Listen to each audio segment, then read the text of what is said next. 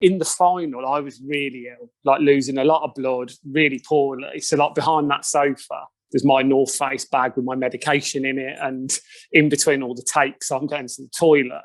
So you can't help but remember the reality of it. But I think if you're resilient and thick-skinned, there's really no more fun thing to do than it's for me, because that was all I wanted from it, was to experience it. It was just brilliant because I wasn't in for money or anything else. It was enjoyable at the time and it was enjoyable watching it back, but they're two very different experiences is probably how I would describe it. But it was just awesome, really.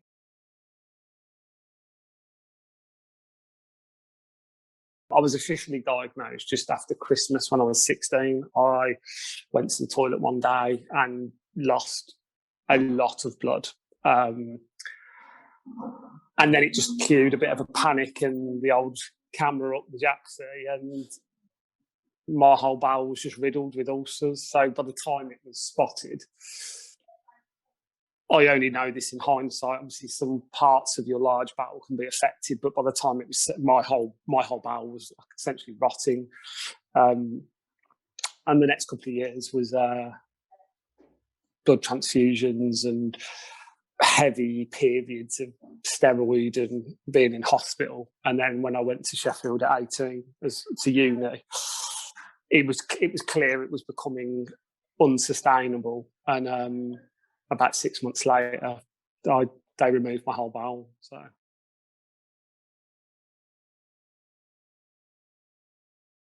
what I wasn't prepared for as a parent was the idea of if one of your children becomes ill and you can't control it. That was probably the bit I was ill prepared for. But I think generally having kids brings, stress, but so much joy. And I'd say I had a lot of purpose anyway, but every day becomes more purposeful. And I think the circumstances in which my daughter was born, I don't think I can answer the question normally, because my perspective of Poppy being born was she was born 6 hours before my mum's funeral, and 10 days after she was born, I was taken into hospital for 4 months for surgery. So I didn't see her. So my whole view of having kids is intertwined with my physical, and there isn't one without the other. Do you know what I mean? So they just mean the world to me. Like my family, Holly, my wife, Poppy, Zach, we all have off days, don't we? And when you feel really rough, no one can replace that love that your family feels. And let's be realistic. The prognosis for most people with what we go through, there's not a cure.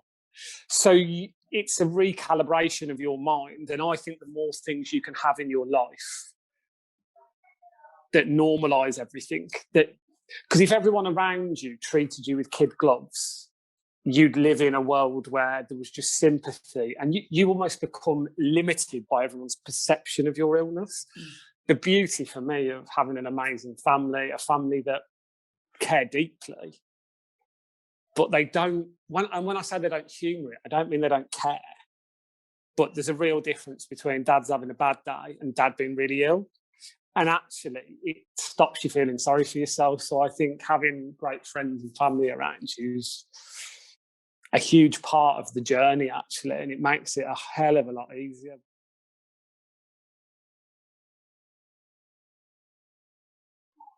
One of the moments is when my career really started to take off. And not that my dad was ever, or those around me, they would never you'll amount to nothing. But for example, one of my teachers wrote, "You're the biggest waste of talent I ever taught." When you're coming from that starting point, I remember saying to my dad that I thought I could get a certain job. It was becoming the general manager of Sheffield United. And he wasn't against it, but he was like, "You got to be realistic. It's not happening." I was like, "I think it can." And I remember I was running the Rico Arena, and we did a Bruce Springsteen concert, and there was 46,000 people in there. And I just remember this moment with my dad where my dad was like, "You did this." And I remember like the hairs are going on my hands now. And I remember it's one of those moments where you were just like, it was an unspoken moment of his pride in me.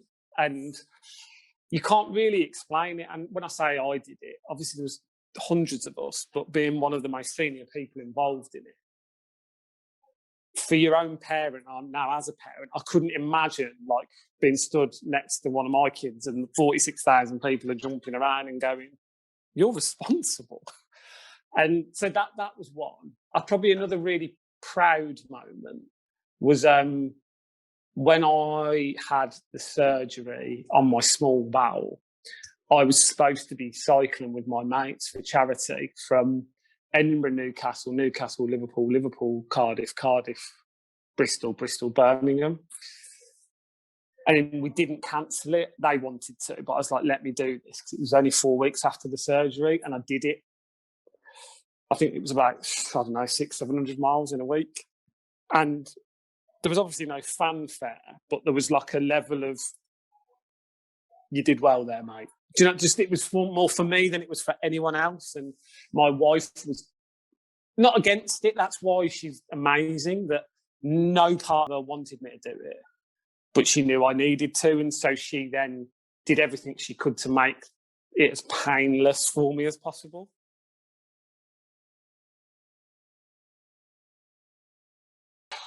That was the bit I weren't ready for, I think, because I never went in there as the guy with ulcerative colitis. So what I wasn't prepared for was the messages that like I remember a particular lady that said her daughter had been diagnosed during the show with Crohn's or colitis, I can't remember which, and just really lovely things like that. I think this particular girl was 14 when she'd been diagnosed, and she was like, seeing you makes me and her feel better about what life can look like still.